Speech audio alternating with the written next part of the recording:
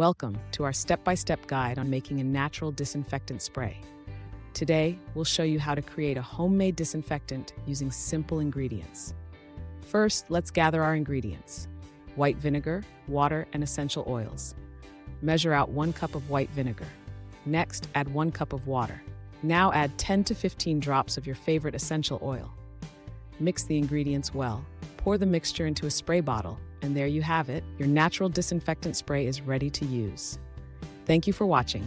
Stay healthy and enjoy your clean home.